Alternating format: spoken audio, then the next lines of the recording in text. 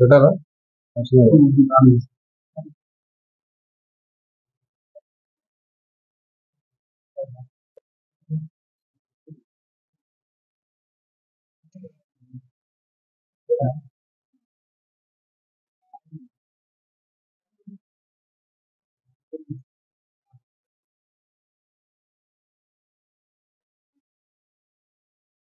అందరికీ నమస్కారం. ఇది బేసికలీ మనకి ఒకటి చాలా దారుణం ఇన్సిడెంట్ రిపోర్ట్ అయింది. సో దాంట్లో చీవెంల పోలీస్ స్టేషన్ లో ఒకటి క్రైమ్ రిజిస్టర్ అయింది 178/24. ఇందులో బేసికలీ సెక్షన్స్ 498A, 304 Part 2, 314 ఇవి ఐపీసీ కింద. అట్లాగే medical termination of pregnancy MTP act అంటారు. దాంట్లో section 5 sub clause 2 and sub clause 3 అవి. అట్లాగే pre conception pre natal diagnostics act అని PCPNDT యాక్ట్ అంటారు. దాంట్లో సెక్షన్ 23 సబ్ క్లాస్ 1 and 3 ఇవన్నీ చట్టాల కింద అది కేసు నమోదైంది.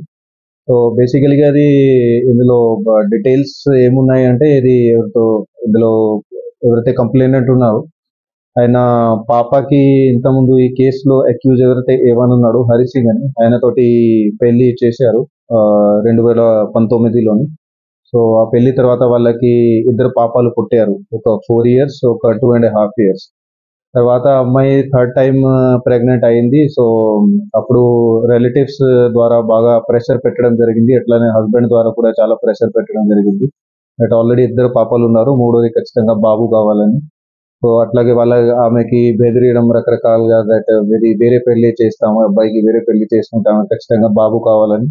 అట్లా వాళ్ళు ప్రెషర్ పెట్టిన తర్వాత వాళ్ళు సెక్స్ డిటర్మినేషన్ కి ఎక్కడెక్కడ వాళ్ళు తిరగడం స్టార్ట్ చేశారు. తర్వాత మన జిల్లాలో కోడాడ్లో విజయ హాస్పిటల్ అనేది ఉంది. సో ఆ విజయ హాస్పిటల్ కి వచ్చి వాళ్ళు ఇంతకుముందు ఇదే నెలలోని సెక్స్ డిటర్మినేషన్ చేపించుకున్నారు. సెక్స్ డిటర్మినేషన్ లో అది మళ్ళీ థర్డ్ టైం కూడా అది ఫీమేల్ ఫీటస్ ఉన్నట్టు అట్లా నిర్ధారణ చేశారు వాళ్ళు. సో ఆ నిర్ధారణ అయిన తర్వాత వాళ్ళు ఇది ఖచ్చితంగా అది అబార్షన్ చేపించుకోవాలని అట్లా వాళ్ళు ప్లాన్ చేశారు. సో ఆ ప్లానింగ్ లోని వాళ్ళు మన దగ్గర 24th June నాడు హజూర్ నగర్ లోని కమలా హాస్పిటల్ కి వచ్చారు. అక్కడ వేరే ఎవరో మధ్యవర్తి ద్వారా వాళ్ళు అక్కడ మాట్లాడుతున్నారు దట్ ఇట్లా ఫీమేల్ ఫీటస్ ఉంది, అది దానికి అబార్షన్ చేసుకోవాలని. సో కమలా హాస్పిటల్ కి వచ్చిన తర్వాత అక్కడ డాక్టర్ ని కూడా అక్కడ పిలవలేదు. సో అక్కడ ఎవరైతే మేనేజర్ ఉన్నాడో మేనేజర్ పక్క హాస్పిటల్లో పని చేసే ఒక నర్స్ ద్వారా కొన్ని టాబ్లెట్స్ అది వేయించారు. సో టాబ్లెట్స్ ద్వారా అది వేయించిన తర్వాత ఆమె కండిషన్ చాలా సీరియస్ అయింది, ఎందుకంటే ఆమెది చాలా అడ్వాన్స్ ప్రెగ్నెన్సీ ఉండే, ఆల్రెడీ 7th month నడుస్తుండే. సో అప్పుడు యాక్చువల్గా అది అబార్షన్ ఎట్టి పరిస్థితులు కూడా చేయకూడదు. మనకి ఇది MTP యాక్ట్ లో కూడా గైడ్ లైన్స్ ఉన్నాయి దట్ 20 weeks తర్వాత ఎట్టి పరిస్థితుల్లో అబార్షన్ చేయకూడదు. సో అట్లా ఉన్నా కూడా వాళ్ళు హాస్పిటల్ వాళ్ళు ఆమెకి మెడిసిన్ ఇచ్చి ఆమె కండిషన్ బాగా సీరియస్ అయిపోయింది. సో అక్కడ నుంచి మరి వాళ్ళు వేరే హాస్పిటల్ కి తీసుకెళ్లడానికి వాళ్ళు ప్లాన్ చేశారు. సో అదే భాగంలో మనం కోడాడ్లో విజయ హాస్పిటల్ ఇంతకుముందు ఎక్కడైతే రీసెర్చ్ డిటర్మినేషన్ ఇంతకుముందు చేపించుకున్నారో అక్కడికి తీసుకెళ్లారు. సో అక్కడ అది మొత్తం రాత్రి ఆమెని అక్కడ ఉంచడం జరిగింది. అది ఉంచిన తర్వాత కూడా అది మార్నింగ్ వరకు కూడా ఆమెకి కండిషన్ సరిగా లేదు, ఇంకా కూడా ఖరాబ్ అయిపోయింది. అంతకు ముందుగా పాత హాస్పిటల్ ఏదైతే ఉందో కమలా హాస్పిటల్, అక్కడ మన మీడియా మిత్రులు కూడా అక్కడ కొందరికి తెలిసింది దట్ ఇట్లా అది వాళ్ళు చేస్తున్నారని. అక్కడ వాళ్ళు వెళ్తే వాళ్ళతో నుంచి భయపడి ఆమెని ఫ్యామిలీ మెంబర్స్ ని అక్కడ ఎవరైతే హాస్పిటల్ లో పని చేసే మేనేజర్ ఉన్నాడు అతను హాస్పిటల్లో పెట్టకుండా తన ఇంట్లోనే తీసుకెళ్లారు. అక్కడ నైట్ వాళ్ళని అక్కడే ఉంచారు.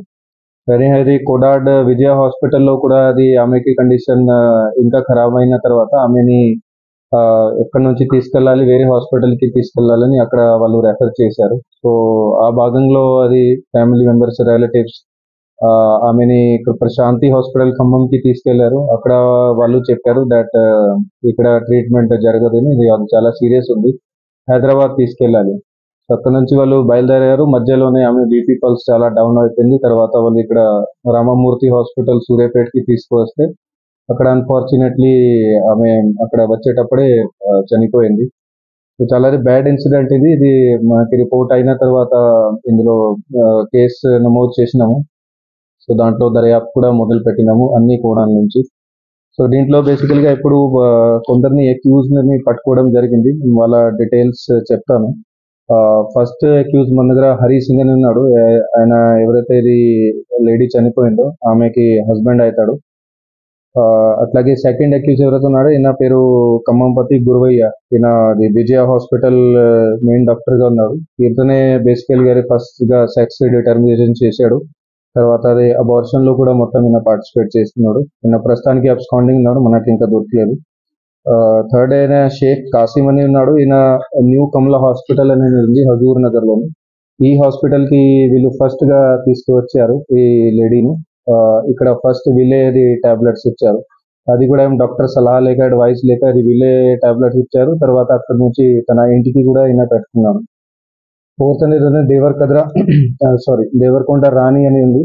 ఈమె బేసికల్గా నర్స్. అక్కడ పక్కన ఉన్న వెంకటేశ్వర హాస్పిటల్ అనేది నర్స్ ఉంది. సో ఈమె డైరెక్ట్ గా అనేది ఆయన కాసిం అనేది పిలిచేసరికి ఈమె టాబ్లెట్ ఇచ్చేసింది. సో ఈమెకి కూడా ఐడియా ఉంది దట్ 7th మంత్ ప్రెగ్నెన్సీ, ఇప్పుడు వర్షన్ చేయకూడదని అట్లా తెలిసినాక కూడా ఏం చేసింది.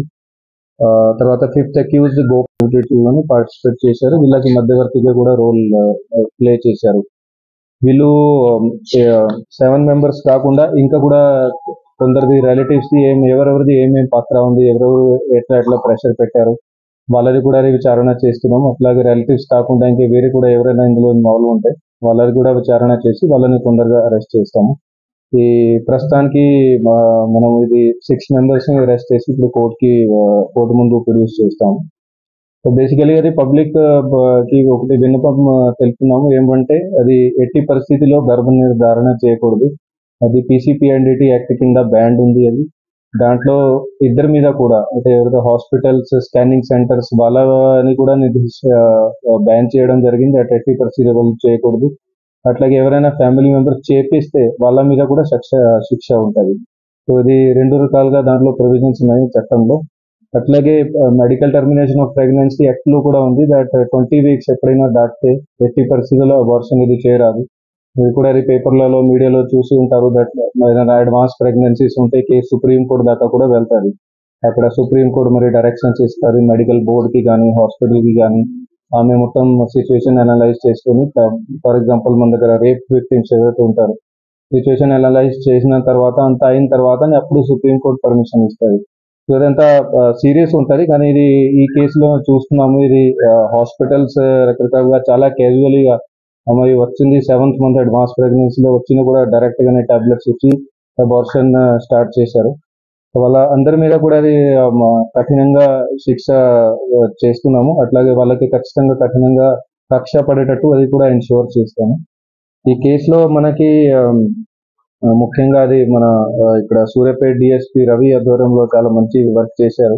అట్లాగే మన ఇక్కడ సూర్యాపేట రూరల్ సిఐ సురేందర్ రెడ్డి గారు, అలాగే SI వెంకట రెడ్డి అండ్ కనకరత్నం, మరియు ASI Venkanna, then head constables Sudheer, Yadagiri Srinivas, అట్లాగే కానిస్టేబుల్ వెంకటేష్, వీళ్ళందరూ కూడా ఇది కేసులో మంచిగా ఇన్వెస్టిగేషన్ చేశారు.